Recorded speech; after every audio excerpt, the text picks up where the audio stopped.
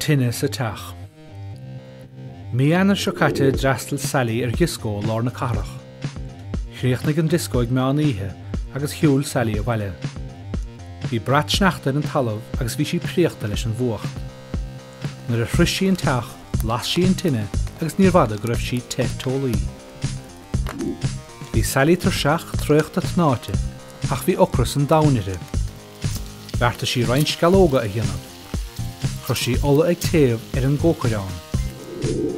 Hín Sally siar agus níor bhada go raibh sí na cnap colata. Bhí dearú glán déanta céir na scalóga. I breaban na súl bhí an sáspan ola mehead sí hinne. Thóisig an de tacht tuis mahóí helí. Buinach getú fásach asta. Bhí an seomra cho dubh le pic. Chur an taithir fis ar na seirbhísí éigeandála láithreach bán. Thóisig a máthir Sally. Tháinig an bhrigáid dóitáin ar a buinte. D'éirigh le hon Tine a bhuacha. Lig tuistíí helí osna faoisibh. Tógach Sally chuig an natharchár ar hín tán.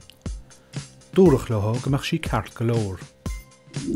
An bhaidan dar giún bhí damáiste na Tine le feiceáil. Bhí an teach ina freiseach.